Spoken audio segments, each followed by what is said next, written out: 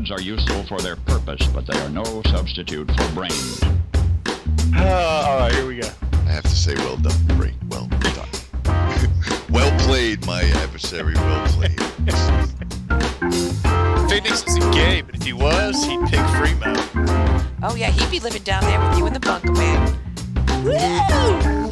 Once you go free, you always do the Z.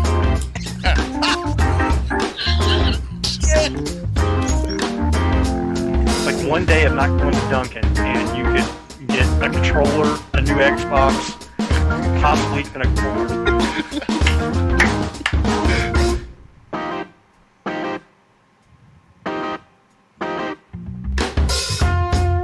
And now, the two guys that took 2 years to fix their audio problems. Welcome to BGFG, episode 341. I'm your host, Chris Phoenix, and not joining me this week again is Mr. Fremo Zeke, as he is currently in Tokyo. Yep, he is in Tokyo enjoying the Olympics, apparently. That's what he said. I don't really believe it, because I've never heard him talk about anything to do with the Olympics ever before. So I'm kind of skeptical, a little bit on the skeptical side. Not really sure about that. But we got to get decent show. Not a lot of news, like newsworthy news that I felt for the show this week, but at the same time, I still figured why not? We'll just we'll put together some stuff and get that going. So first up this week, as we always do, we do a Not Coming Down for Breakfast segment. These are the people that we've grown up with, and actors and actresses that we've seen, or actors that we've seen that unfortunately are not coming down for breakfast. This week we lost Markie Post. You'll remember Markie Post from Night Court. She was the attractive blonde, and she unfortunately is not coming down for breakfast. She passed away at 70 years old with cancer. It's unfortunate, but a golden ticket and towel to you, my friend. You were a great actress. Really enjoyed you at Night Court, and we hope you're in a better place, pain-free now. So, with that said and done, let's get into this week's news. BGFG News. You heard it here third. So first up in this week, I think it's, again, I could do an entire show just on Facebook with the stuff that I've had over the years of just bullshit that they've been doing. But they're hiding their bullshit again. And what it is, before the elections last year, New York University Engineering School launched a project to gather data on political ads. And they wanted to know how political advertisers choose their demographics, both before the election, during the election, and after the election, and see what they're doing. Right after it started, Facebook immediately sent an email stating that what they were doing was a violation of their terms of service. Yeah, you heard that right. They turned around and said that they violate their own terms of service all the time. They claimed that it was, and I quote, bulk data collection. Really, Facebook? Really? The bulk data collection is not allowed by anybody else. I didn't steal cable. I never pulled the tag off that pillow. The cement had my handprints in it when I got there. Apparently, it's just you that are allowed to do that. So what they did was Facebook actually disabled the account, the apps, and the pages connected to this particular New York University. Facebook said that it tried to make their research compliant by giving them access to targeting data from their Fort research program, or platform rather. The university denied it because, again, it's the university feels that they want to do the raw data, and Facebook's just saying, hey, we got data, we can give it to you. Again, Facebook, you say that, you sit there and talk about, giving away data, and you're just willy-nilly, you're just going to give it to somebody. Denial ain't just a river in Egypt, Curly. You should have learned a lesson from Cambridge Analytics already, that you can't be collecting data and just hand it off. So I don't know how much I actually believe that Facebook is actually doing that. It doesn't seem that they're being forthcoming. I mean, come on, just it's a university that's trying to create data. You say that's the point of what you're collecting data for.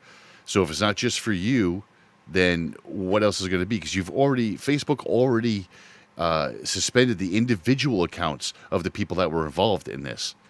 And that's all they did was just request the data. I think that's absolute garbage. And speaking of tracking stuff. A lot of people don't know this, but according to Skywatch, which I think is funny, 2 companies, Global Fishing Watch and Skywatch, it's too close to Skynet for my liking. They actually watch tides and ships and shipping lanes and things like that from a land perspective, or from the land. They're not using GPS, they're doing it from the land itself. They said 100 warship locations have been faked over the past year. 100 of them. We're talking about British aircraft carrier Queen Elizabeth, the U.S. destroyer Roosevelt, just suddenly went missing off of their radars. They're shore-based. They're shore-based automatic identification systems. Everyone uses them to prevent collisions on the open water and stuff, but they suddenly couldn't find these certain things. But when they cross-referenced it over actual satellite GPS data, they saw that they were actually probably not where they should be. So they're not real certain as to who's falsifying the information right now, but the data is pointing that almost all the fakes are coming from NATO member ships. And all of them have been around Russian interest. Just saying. Don't look over here. Nothing to see here. Ooh, look at that. Basically, the thought process here is that someone's making it look like the ships are sneaking into Russian waters without authorization. And until you cross-reference it, you don't really know if they are or if they aren't. This is how wars and other problems start. This is like a false flag attack almost. But it's a fine line between causing an altercation and preventing an altercation. For instance, let me give you an example of that. That's actually in part of our next story. Like I said, there wasn't a whole lot going on, but remember the gun-toting couple from Missouri that were protecting their house from the Black Lives Matter protesters? That couple has now made news yet again. So they were Patricia and Mark McCloskey. And what they did is, you'll see, if you're watching the web show or you see the YouTube video, you'll see the picture of them. You can't miss them. Now, I'm going to take both sides to this in a minute, because usually Fremo and I bounce back and forth between which sides. We're almost always, we can do objective sides, and I like doing that because I want to produce a show that tells you the news, that doesn't sit there and tell you what. I want to give you the facts, basically, is what it is. So, the McCluskeys, they were in their front yard. He had his AR, she had a handgun. They were originally charged with a felony for waving the gun. Now, so the Black Lives Matter movement, or the group that was walking down the street, was walking through their property. So, I don't know. They were originally charged with a felony. The couple pled guilty to misdemeanor harassment. Okay. And actually, Mr. McCluskey, after all this, he got so much notoriety that he's going to be running for Senate in his home state. But they both just got a pardon from the governor, which I don't know how I feel about that. They have rights, and you can't really be angry with them. I'm sorry. But whether I personally, and I've said this on the show before, Fremo believes... We both believe you have the right to bear arms. I choose not to. I don't like guns. I know that if I felt that I lived somewhere in the woods or something like that where I might need them, I would buy a shotgun or a handgun or something like that. Fremo's and several of my friends at work are on the opposite side of that, where they feel that they should not only have a gun, but they should have the possibly best gun they possibly could. I don't agree with that. But I do agree with the fact that everybody has the right to have and own a gun legally. I don't have a problem with that. Now, as for these two, I think the way they went about it was wrong, but I think they do have the right. If you saw a group of people, I don't care if they're black, if they're white, if they're purple, if they're green, I don't care what color they are. You see a group of people walking somewhat angrily through or towards your property or through your property, you're going to be concerned. I know I have a family. I have 5 kids. I'm going to be really fucking concerned if somebody starts walking through my property like that. Even if they're walking down my street in a big group like that, I'm going to be somewhat concerned. I want to make sure that my family is going to be safe. Now, if I had a gun and it was a situation like this, I don't know if I would go outside and show my gun off and just, show I'm protecting my property, or stay in the house and just make sure nothing's going to happen. at the same time, they're really not wrong. They're on their own property with their own weapons. They're not really pointing them at anybody. Well, the lady kind of does after a while, but the guy doesn't. He just makes sure he's ready. I think his wife went a little bit too far, but I think he was well within his rights to sit on his porch, right in his immediate home area, and protect his property. Because again, I'm not saying that any sort of movement is wrong. I think there's always these groups that gather together, that there's always this one wing or this one section of people that are just asshats. These are the ones that do breaking and entering. These are the ones that smash and grab. You know, you're doing very little for your cause. You're making your cause look worse. And we can go down the whole path, like Subtopia Null, where we can go down the path of there's plants. A lot of times, these bigger movements, these bigger Black Lives Matter and Proud Boys and all these, there's always inserts that are there to create problems, which is really dark and angry. But it's still, the McCluskeys had a right to bear arms, to protect their home. They didn't shoot anybody, and I'm glad, very, very glad for that, and it just diffused. But the media took it and ran with it. So I don't know if I feel bad about them getting a pardon or not. Like, I really don't. They were well within their rights. So and they did bump it from a felony to a misdemeanor. I don't know. I don't know how I feel about this. You have the right to do that. You have the right to bear arms. You have the right to protect your property.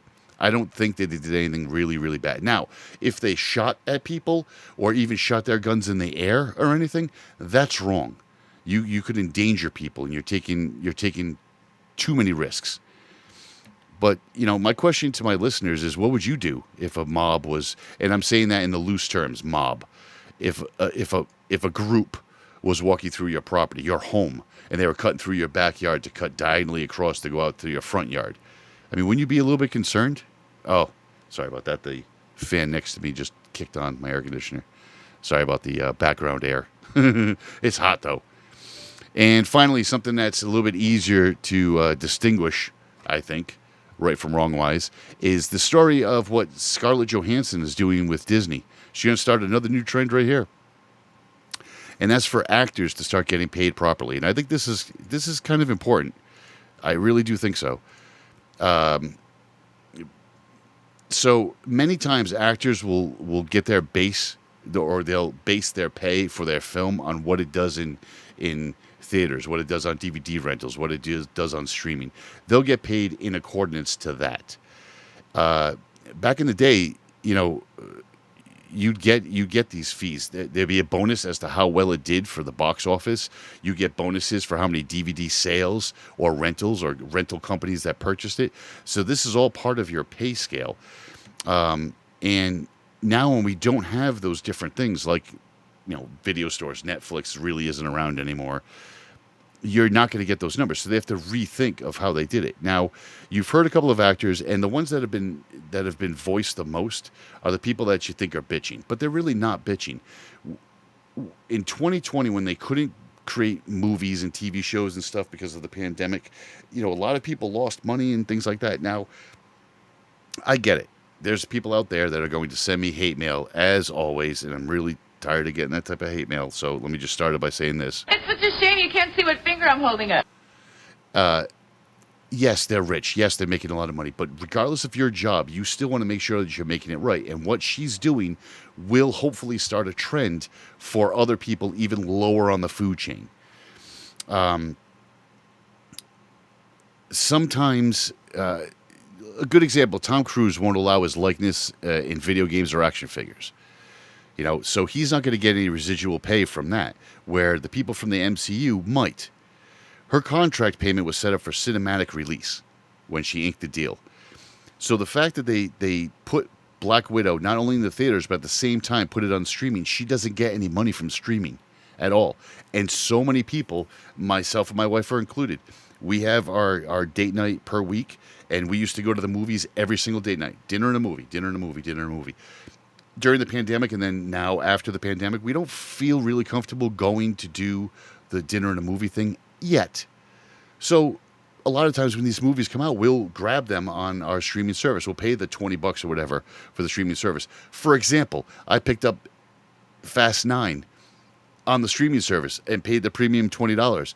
And I'm out $20 because the movie was friggin' awful. Oh my God, what a awful movie! Talk about it. Talk about a series just jumping the shark. Yeah. Anyway, so releasing Black Widow and streaming at the same time as theaters, she's claiming is a breach of contract, and I can kind of see how she's making that point because on the streaming service, people are getting paid $20. She doesn't even get to see any of that, and if you don't feel like going to the movie theater, then you're going to order it on the streaming service. This is just the way things are changing. And I think that's a big deal because how she's going to be paid and how this is going to play out is going to be a big deal. The movie did very well at the box offices, but it would have done better without the streaming service on the same day. You know, you have people that might have had a long day at work and been like, hey, you said we were going to go to the Black Widow tonight. Yeah, okay, let's just go. Instead, they went, let's just rent it. If we don't finish watching it tonight, we'll watch it tomorrow morning.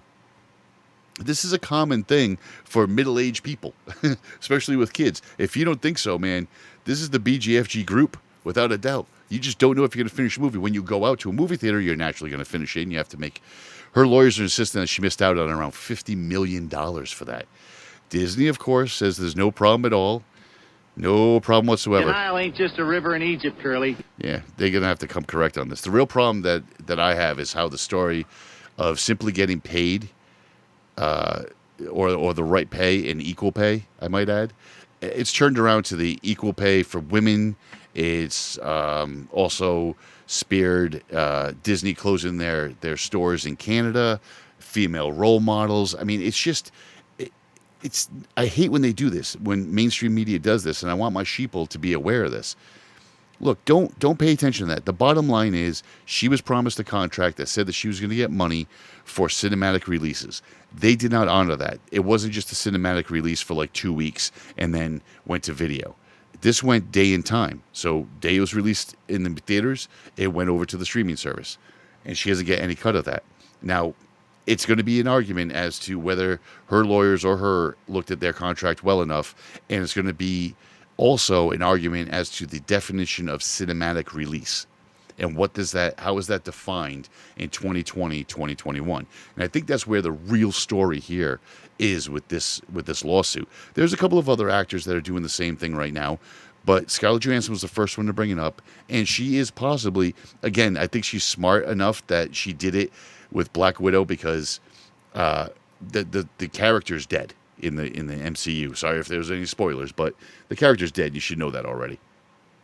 So I don't know if she planned it this way, but the bottom line is that it's a good idea, and the real problem hopefully will be addressed. I'd really like to see that because it should. I'm always about equal pay and equal rights and things, but let's not twist up what this is. This is about equal pay this is truly a lawsuit about the definition of cinematic release and how the industry itself is changing for actors, for producers, for directors, for film houses. It's changing. I mean, a lot of the big companies, the MGMs, the Warner Brothers, they're selling off everything, to like an Amazon and such. So it's a different ball game entirely, and it's getting kind of weird. It really is. So, all right, that's it for the news this week, and we're going to get into the music this week. Now, as we've said before, unfortunately, YouTube will not allow us to play music. So if you're watching this on YouTube, thank you very much. You're going to hear a short pause, and then we're going to come back with Stick Style and For What It's Worth. If you're listening to the podcast and you're downloading the podcast to listen to on your drive, then kudos. You're going to get to hear Witchrider, and the song's called Black. And we will catch you on the other side. Let's all go to the lobby. Let's all go to the lobby. Let's all go to the lobby to get ourselves a treat. Let's all go to the lobby to get ourselves a treat.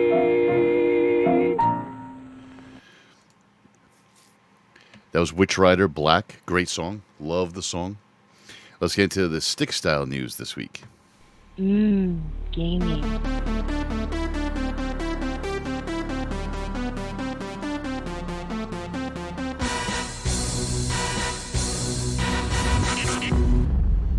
All right, so this week's GPU update is you still can't get one. Sorry, just not going to happen. But you can get a pre-built for short money with a really good card. And I think that's interesting too. Even though we can't get any GPUs right now, like for a computer build or something, two of my sons are wanting for their birthdays and or for Christmas, they're wanting new video cards, which I think is great. But like I told them, you can't get any. What you can get right now is a pre-built. And what I usually recommend to people, even though the airflow is not great right now, Alienware is kind of the way to go, I feel. They definitely have a lock on their supply chain because they're able to get cards all the time. I've looked at a couple of builders right now for prep for the show, and several of the builders, iBuyPower, CyberPower, I mean, not great ones, but a lot of them are telling there's 2 to 3 week lead time to get that card. As soon as you click any of the cards that aren't available, you immediately have to wait. So an Alienware is readily available. You can order it today and get it in a couple of days. You can get an Alienware i7, 16 gigs of RAM, 2 terabyte hard drive with a 3080 for $2,300. And then if you want to take that same computer and bump it up to a 3080 Ti, that's going to be a little bit shy of $3,000. Believe it or not, that is a great deal right now, especially since a 3080 or a 3080 Ti is going online on eBay standalone for anywhere between, $1,500 and $2,000. So you're getting a whole computer for that. Now, I want to state that if you're going to buy an Alienware, make sure you get one water cooled. That will help tremendously because their airflow is not great. Now, there is videos online that will show you how to fix that airflow problem. There's a couple of things. You can take out the hard drive cage, swap out the mechanical drive that they have in there, put it in a solid state, take out that little cage, and put another fan in there to help with the airflow. So that does work. But I can tell you that I don't have this generation's designed Alienware, but I have 2 of the last version of it. I want to say R8 or an R9. And those I think they have not great airflow, but they have really good airflow. I don't have any problems with the stick style machine at all. The newer one, I've had a couple of people bring it back to the store and say that they're overheating. I have never reproduced an overheating issue ever. And I have benchmarks that I can run that'll really push the CPU, GPU, and the entire computer. And it doesn't crash. It doesn't. It gets hot and it gets really loud, but it hasn't crashed. So I don't know. It's really a hell of a deal to get that. But AMD is also still churning out good stuff. You can now get a pretty badass card if you have a Mac Pro. Now, we've said it here in the show before. Freema would argue with me if he was here, but he's not here, okay? And Free, I know you're going to listen to this. You're not here. So I can say all the Apple shit that I want. I said it before and I'll say it again. The day that these chips, now if you watch the video portion at BGFG on YouTube, you'll see that I'm showing the blown out card that's about to go into these Mac Pros I'm about to talk about, and you'll see 2 chips. Now, that chip can easily be put on a piece of silicon on the M1. I am telling you now, regardless of how many games are available at this moment for Mac, if AMD, and I'm telling you it's going to happen, when AMD puts a graphics chip on the M1 board for Apple, it's a done deal. It's a done deal. Apple makes a better computer, period. I know people, I can't tell you how many people that I work with that have absolutely 110% purchased a Mac, at least not recently, but purchased a Mac, bought a Mac specifically to put on Boot Camp and to install Windows because it was a better machine. I said it before, I'll say it again just to remind everybody. Windows turns around and starts with a certain point, a motherboard, a graphics card, a processor, and goes, what's the cheapest thing I can add to this to make this valued? For instance, if I grab an i9 and I get the best i9 I could possibly get, what's the cheapest motherboard I could put that thing on? Because these companies want to make money. Apple doesn't do that. This is why you pay a premium. Apple sits there and says, we need a MacBook Pro, say. We need a MacBook Pro that's going to be for video people, for people that are cutting and mixing and editing videos. They're going to turn around and go, okay, what's the best we could possibly get? We could put an AMD Ryzen 9 in it, and then for graphics, they decide what the best product is, which is the way you should do it. Now, if AMD puts a chip on the M1 board, it's over. These Mac Pros, I don't know if anybody's going to buy like a Mac Pro for huge money, but you can get a MacBook Air, MacBook Pro, iMac, Mac Mini especially, with that graphics on there, it's a done deal. There's your computer. Bang. Put it on your desktop. It's tiny. It'll run all the games. It'll run at 120 frames a second. It's a done deal. It's going to happen. But again, if I had the money, I'd buy one of these Macs. You're talking about this is what you're seeing online is, and let me pull it back a little bit. AMD has now released a Mac Pro video card. Now, the Mac Pro, if you don't like Apple, that's fine. Go to the website and look at the Mac Pro. Nobody can afford it, really. Honestly, not too many people can afford it. But at least look at it. The design, the build, the way that every computer should be built like this. It's interchangeable, easily recognized, easily updated, easily exchanged products. This card that you're seeing on the video on YouTube right now has a dual processor. That's 2 video cards, 2 GPUs on the same card, and it runs just fine on the Mac Pro. Boom, slide it in, done deal. You have dual 6,800 cards. That is so wonderful. Now, granted, that computer with those 2 cards are going to cost you about $15,000. Yeah, yeah. That's a little bit a lot. I'm going to have to win some money somehow. Yeah, because 15,000 is a little bit much for that. But that's my problem, is that I'm such a Mac person that if they ever released if the Mac Silicon ever had AMD processors on it, I'm buying it. I don't care what I have to sell out of my collections and collectibles. I'm going to get that because I want to see what it does, and I'm sure it's going to be phenomenal. People that watch the Stick Style broadcast will see the collectible room. Speaking of collectibles, in Stick Style, you'll see all the collectibles in the background. I have helmets. I have all sorts of Star Wars stuff. But my really big problem, mine and my wife's, and she'll agree with me, is controllers. And the controllers that we see all the time are just really cool. Now, here's the thing. I have a controller problem. I have a very big addiction to controllers. Basically, it's controllers. I have plenty of controllers in this house. For instance, when I bought both the Halo Xbox One and the Gears of War 5 Xbox One, I got both the controllers that they offered. The one came with it, was limited edition, then they offered a secondary one. I bought both of them. I have plenty of those. I have, and as you're seeing here, I have the Mandalorian controller. That was a special order, special edition with the charger stand. Love it. I use that on the PC. I just happen to have both of these right here on the desk. That tells you how much of a geek I am. I also have, if you're watching on the video, you'll see the limited edition Gears of War 4 Elite Controller 1, which I love this controller so much. Downstairs, I have the Darth Vader Star Wars controller from Razer. I'm hugely addicted. I don't know why, but I just love these. This one that I just put up the picture on the YouTube stream, this one is called, I have such a problem. And I don't mean stickers. I don't mean stickers like I can pull off the case and paint it myself. I hear that shit all the time, and I can buy stickers for it, and that's great. I don't personally like that. I know you can do that, and I know you can do it well. I've seen a TARDIS for my Xbox Series X.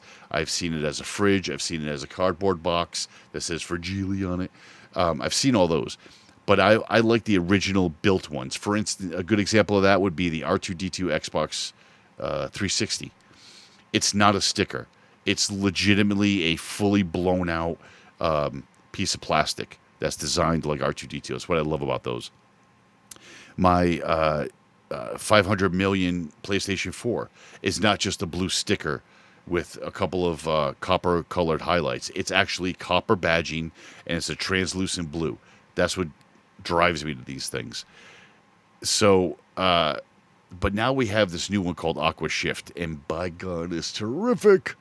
It's just so nice. It's hard to explain how good it looks. So it's blue.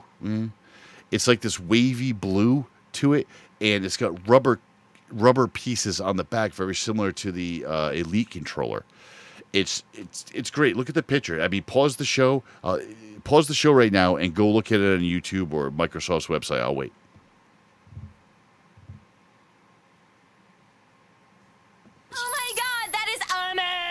I know. It's completely amazing.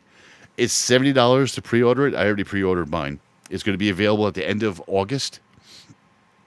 They don't make a stand for it yet, and I kind of want the stand. I've become accustomed to getting stands with these. If you go on the Amazon, there is a portion on Amazon that you can find the Xbox controllers, especially the limited edition ones, limited edition camouflage, the faded black, the faded red, the green one. You'll find all of these on there with companion stands. It may not be charger stands, but at least they're color coordinated stands, which is very cool. Nobody that comes to my house to game, whether it's in the living room or one of the private rooms or the media room or the 6-star room, nobody ever complains about not having a controller. Everybody has a controller all the time.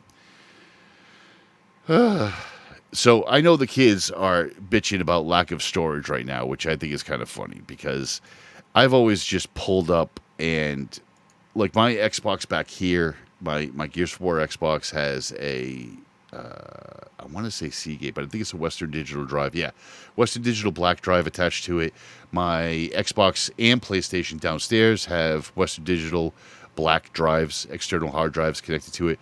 But when it comes to the newer games, the newer systems rather, like the PlayStation 5 and the Xbox Series X and S, it's a different storage kind of thing. So everybody's been waiting for the PlayStation 1 to come out. Xbox has come out, and it's kind of tricky. So with the Xbox One and the PlayStation 4, you can go down to your local big box and you can buy an external hard drive, plug it in, it'll format it, and then you'll have external storage. Great stuff. Today's consoles, you can't do that. Mechanical hard drive, just to give you a frame of reference, a mechanical hard drive is around $50. We're talking 1 terabyte on all of these. A 1 terabyte mechanical is about $50. A 1 terabyte solid state 2.5 is about $100 or less. And M.2 being the fastest that they offer, a 1 terabyte right now can be about $150. You can find them at $100, so don't start sending me friggin' emails. I'm talking about quality good ones. They're going to run you about $150 for an M.2. That's reasonable. But now you can use, and let me make this clear. You can use an external drive on the Xbox system.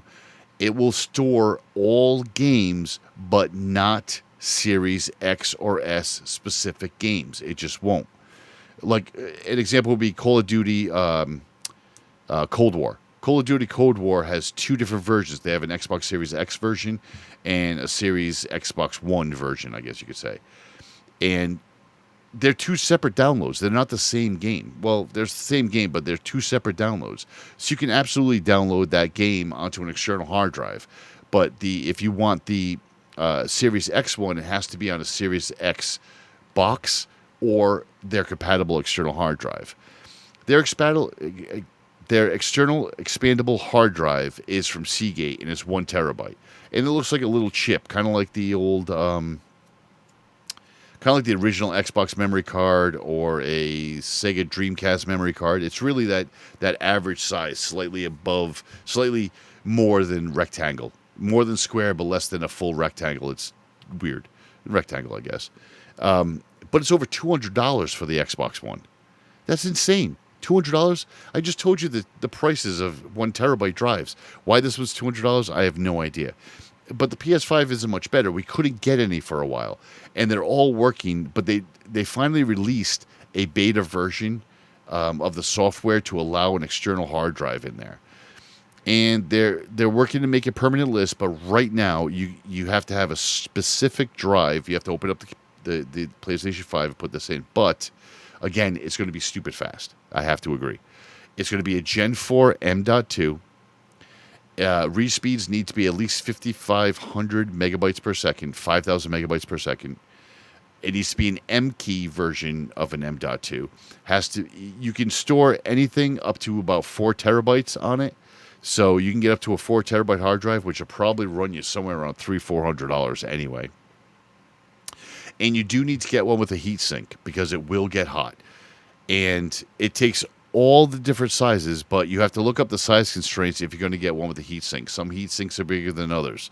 So they're compiling a list right now. Again, it's in beta. So they're compiling a list of the ones that will work. I don't know. Sony picked the fastest and the most expensive, which is kind of weird. But I have M.2s in this rig that I'm working on now on BGFG, and it's pretty insane. I mean, the speeds are there, and they're really fast. So, all right, let's get into the last segment, which is for what it's worth.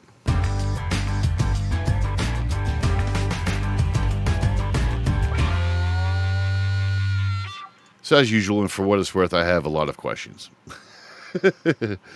I always have questions, especially for what it's worth. I don't even understand how this is a thing now. But last month, Oregon became the first state to allow human composting. Yeah. Human composting. I don't even...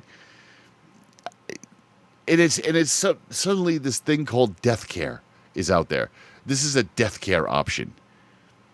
So I get two things. First of all, when do we start a death care thing? I didn't know death care was a thing I need to worry about. And when did we start composting body parts?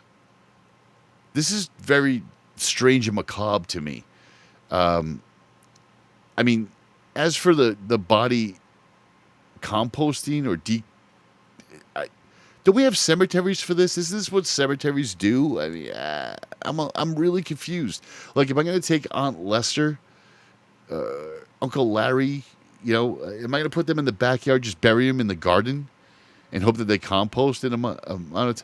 Is there dogs or animals? I don't understand what the thought process is behind that. I think there's going to be some problems, though. I think there's going to be some issues with, some murders.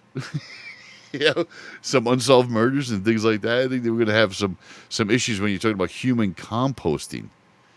And speaking of murder, not to be super macabre, but speaking of murder, bodies have been washing up in some Japanese harbors. Now, this is very concerning. And you're asking me where the funny is, because usually we try to bring the funny. Well, the bodies that have been washing up in the Japanese harbor, especially during the Olympic times, which is even more humorous, is that these have all been sex dolls. Sex dolls have been washing up in the harbor left and right. And these are cheap ones. I mean, these things will cost you, a pretty penny, at least $1,000. I guess. I mean, Fremont and I looked at the price of one because when they first came out, the real doll, and they were like over $1,000. And I'm like, wow, what sort of fantasy do you have that you need to spend over $1,000 to masturbate? You buy a couple of hookers. You'll eventually hit the lottery with a hooker.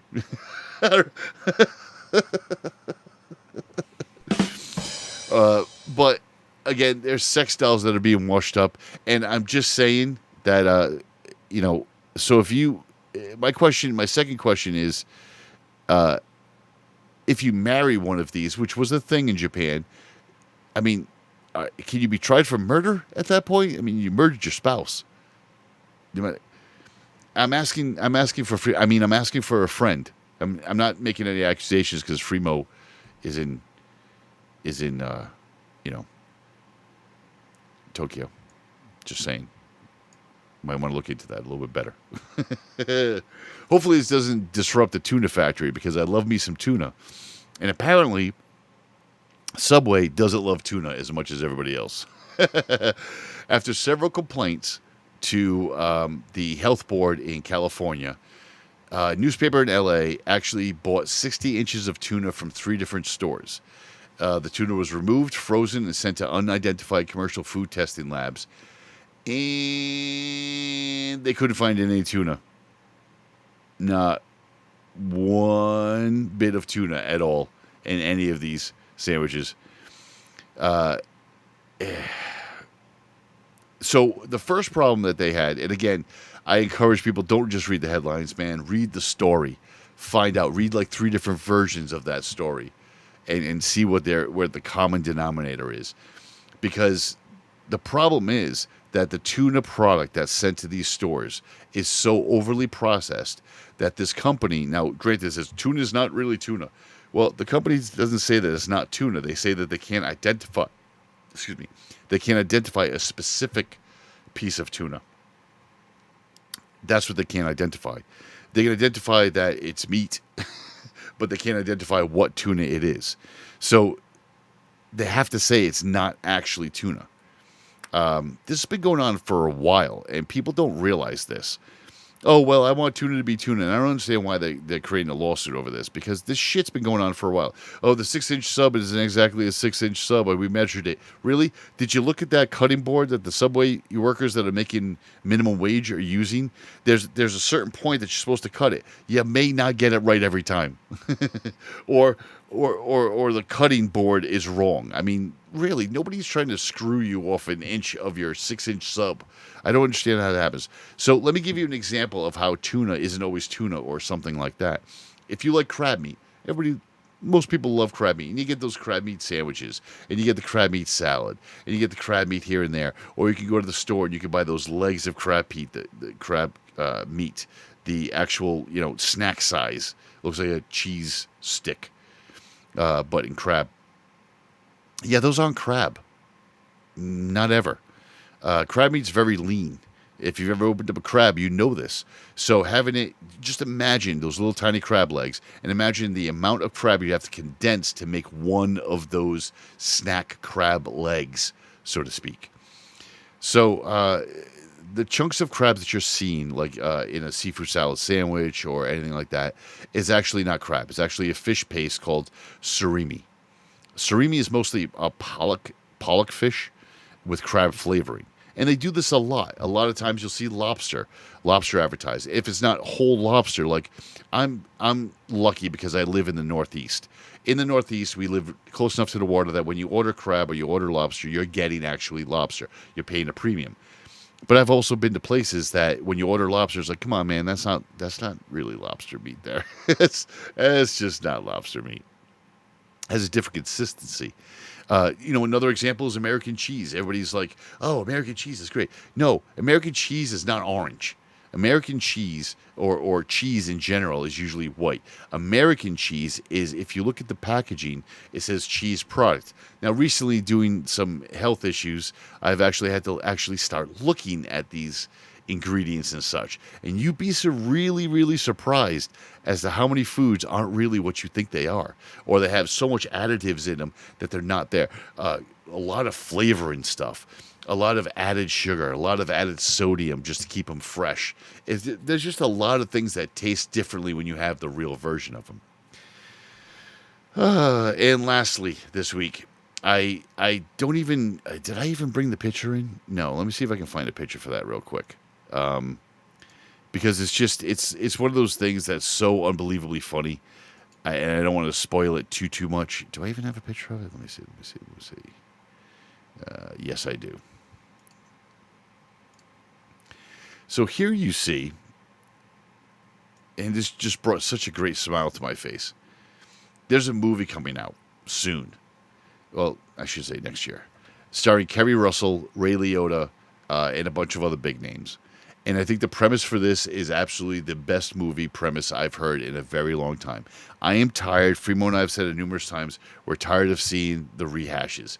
Stop remaking The Breakfast Club, Footloose. Movies that worked, you're just rehashing them with today's standards and newer actors. You're not reinventing the wheel here, buddy. Nobody wants to see that shit. Come up with some new ideas. Well, we've got some. And this one is about a cocaine-eating bear called Cocaine Bear is the name of the movie. Wonderful. It's about a bear. So people are doing drug smuggling. The drugs get pushed out of the plane. It's a 70-pound bag of cocaine, and it's found by a bear, and the bear does some cocaine and gets hooked real quick. And it goes on a rampage in search of more cocaine. It's like a Deadpool type movie. I just think it's brilliant, and I look forward to seeing it, and I think you should too. It's the way we should all live. Oh. All right, so that's it for this week. It's been a lot of fun. And again, it was a short, quick show because essentially there just wasn't any really great news to do. And Oh, I see the chat room's asking. Today, the T-shirt today is the Toshi Station shirt. Star Wars. I love Star Wars shirts. So that's about it for this week. So just make sure you try to stay positive, man. It's getting crazy with all the COVID resurgence and people are wearing masks. Just be tolerant and, get your testing, get your vaccine if that's something that floats your boat. I know there's people that don't think. Look, if you don't want to get the vaccine, don't get the vaccine. That's entirely up to you. Don't bitch when you get sick. But if you don't want to get the vaccine, don't get the vaccine. I never got the flu vaccine. I didn't care. If I got the flu, I got the flu. If you're on that mentality, that's great. But just don't belittle other people and don't start talking shit about they're putting chips in the vaccines when people get tested so they can track you. Come on, man. If you got our military people that are almost getting hit by airdrops because the GPS isn't that good, what the fuck makes you think that they're going to put a chip in your body that's so concise that it can actually give you a virus? That's just dumb shit. If you want to get a vaccine, get the vaccine. If you haven't and you're thinking about it, do it. I got the Johnson & Johnson one. It was one shot. It's fine. I don't even think twice about it. But, just try to stay safe. Things are going to get kind of weird again. You got people on planes spitting and bitching and moaning, and everybody's angry, and I get it. But just try to stay positive and, try to turn the other cheek and look for the positive and the happiness and things. And that's it for this week. 10's down, show's over. So you can find more of this garbage at bgfgonline.com. You can also send us an email with your questions or suggestions at bgfgshow@gmail.com. Find our podcast on Apple Podcasts, Spotify, Google Podcasts, Stitcher, Overcast, Podcast, Castro, Castbox, Podchaser, and YouTube. Thank you for listening. All right, that should do it.